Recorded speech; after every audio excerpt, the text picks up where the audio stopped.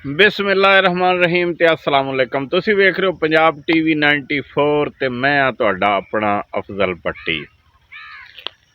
नाज़रीन 3-4 व्लॉग ही हो गए जेड़ा सानू मजबूरन इंडिया ते ही करने पै रहे आ।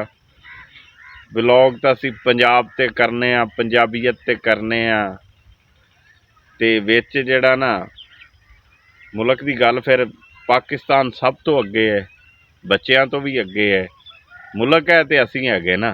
तो जो फिर साढ़े खिलाफ कोई गल करन तो फिर थोड़ी जी ना तकलीफ होंदी है, तो फिर सानू भी थोड़ी जी वो ना करनी पै जाती है। आप पिछले दिनों च ना आस्ट्रेलिया च एक दहशतगर्दी का वाक़या पेश आया तो भारतीय मीडिया ने ना पूरी कोशिश की है कि असी ना पाकिस्तान ते थप दईए। हुण तुसी दसो भी इस तरह गल किसी ते थप्पी जा सकती है? ये गुस्सा कढ़दे ने ओहो ही, ये बार बार मैं गल कीती है कि भी ये जहाज़ां वाला गुस्सा कढ़दे ने ते वो इंज नहीं निकलना।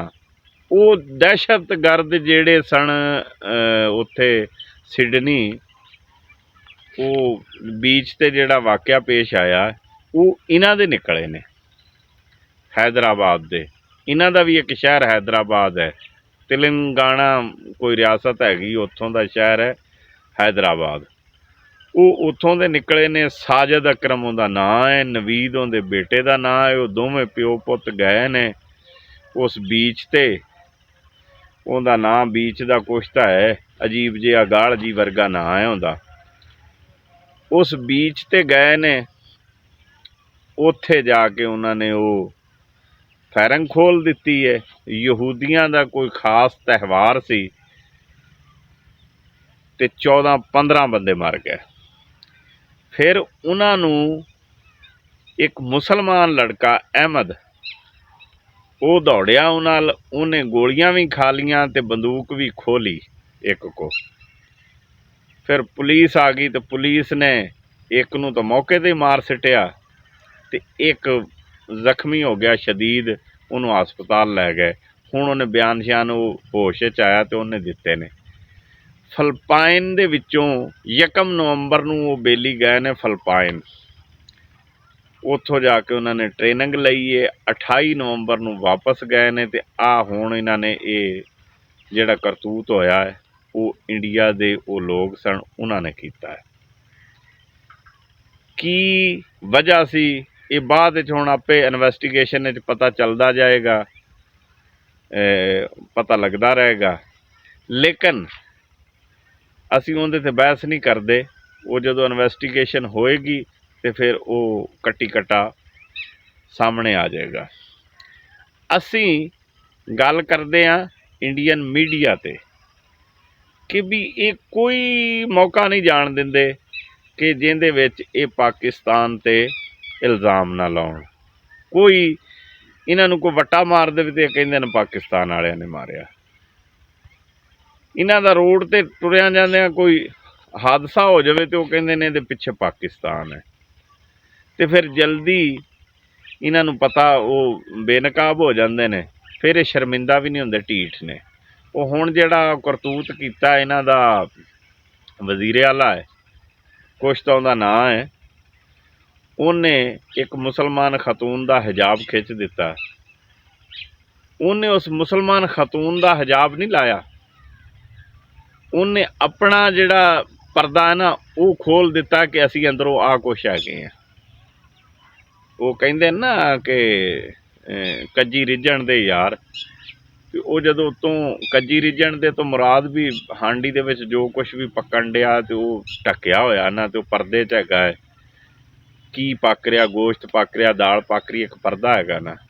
तो जो ढक्कन चक दो तो फिर पता लग जाता भी दाल पकन डई, सब्जी पकन डई।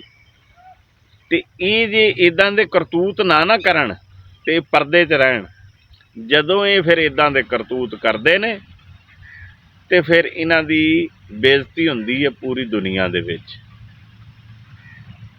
अगली बेइज्जती हाले होण डई सी तो उत्तों ये करता। फिर वो मैसी नूं सद के इन्हां ने बड़ी बेइज्जती कराई है। ਮੈਸੀ ਫੁੱਟਬਾਲਰ ਨਹੀਂ, ਉਹਨੂੰ ਇਹਨਾਂ ਨੇ ਸੱਦਿਆ ਆਪਣੇ ਮੁਲਕ ਦੇ ਵਿੱਚ ਤੇ ਕਲਕੱਤਾ ਸਟੇਡੀਅਮ ਦੇ ਵਿੱਚ ਉਹਦਾ ਰੱਖ ਲਿਆ ਇਹਨਾਂ ਨੇ ਪ੍ਰੋਗਰਾਮ, ਤੇ ਉਹਦੇ ਤੇ ਲਾਤੀ ਟਿਕਟ 6000 ਤੋਂ ਲੈ ਕੇ 15000 ਤੱਕ ਟਿਕਟ ਲਾਤੀ। ਉਹ ਹਜ਼ਾਰਾਂ ਦੇ ਹਿਸਾਬ ਨਾਲ ਲੋਕਾਂ ਨੇ ਟਿਕਟ ਖਰੀਦ ਲਿਆ।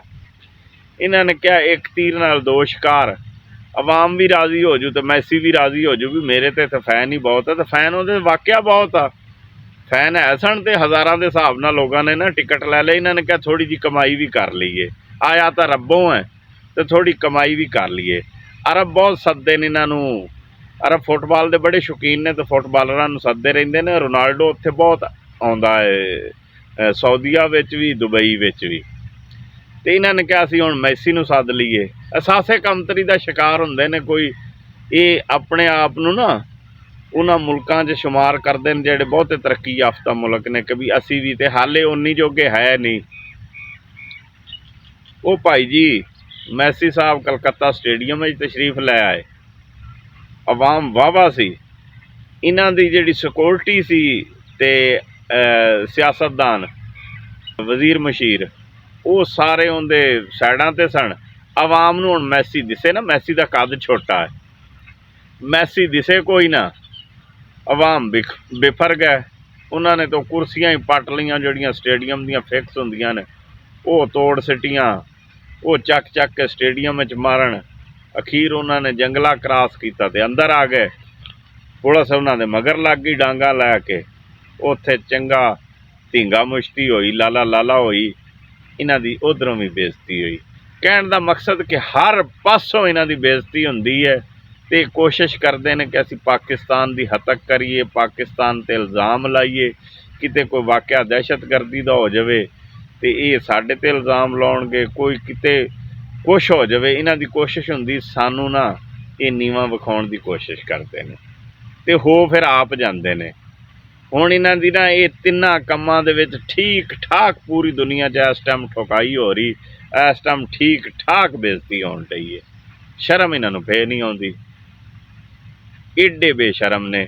ਖਾਸ ਕਰ ਜਿਹੜੇ ਇਹ ਨਾ ਦੂਸਰਾ ਇਹਨਾਂ ਦਾ ਮੀਡੀਆ ਹੀ, ਤੇ ਮੀਡੀਆ ਇਹਨਾਂ ਦਾ RSS ਦੇ ਹੱਥੋਂ ਮਜਬੂਰ ਹੁੰਦਾ, ਕਿਉਂਕਿ RSS ਵਾਲੇ ਜਿਹੜੇ ਨਾ ਉਹ ਫਿਰ ਇਹਨਾਂ ਨੂੰ ਮਾਫੀ ਨਹੀਂ ਦਿੰਦੇ ਕਿ ਵੀ ਜਿਹੜੀ ਸਾਡੀ ਫੌਜ ਜਾਂ ਸਾਡੀ ਹਕੂਮਤ ਤਾਂ ਕੁਛ ਨਹੀਂ ਕਰ ਸਕਦੀ, ਤੁਸੀਂ ਮੀਡੀਆ ਵਾਲੇ ਤਾਂ ਕੁਛ ਕਰੋ।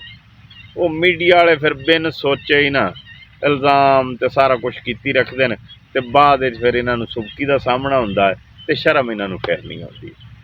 ਇਹ ਸੀ ਅੱਜ ਦਾ ਸਾਡਾ ਵਲੌਗ। ਕੱਲ੍ਹ ਅਸੀਂ ਕਰਾਂਗੇ ਕੋਈ ਆਪਦਾ ਪੰਜਾਬ ਦੇ ਰੰਗ 'ਤੇ ਵਲੌਗ ਕਰਾਂਗੇ, ਲੇਕਿਨ ਇਹ ਕੋਈ 2-3 ਵਲੌਗ ਸਾਡੇ ਇਹਨਾਂ 'ਤੇ ਹੋ ਗਏ। ਇਹ ਹਰਕਤਾਂ ਇੱਦਾਂ ਦੀਆਂ ਕਰਦੇ ਨੇ, ਸਾਡੇ ਨਾਲ ਇਹ ਵਾਧਾ ਘਾਟਾ ਕਰਦੇ ਨੇ ਤੇ ਫਿਰ ਸਾਨੂੰ ਇਹ ਵਲੌਗ ਕਰਨਾ ਪੈ ਜਾਂਦਾ। ਬਾਕੀ ਆਪਣਾ ਖਿਆਲ ਰੱਖਿਆ ਜੇ, ਆਪਣੇ ਬੱਚਿਆਂ ਦਾ ਖਿਆਲ ਰੱਖਿਆ ਜੇ ਤੇ ਚੈਨਲ ਨੂੰ ਲਾਈਕ, ਸਬਸਕ੍ਰਾਈਬ ਤੇ ਸ਼ੇਅਰ ਲਾਜ਼ਮੀ ਕਰਿਆ ਜੇ ਤੇ ਰੱਬ ਰੱਖਾ।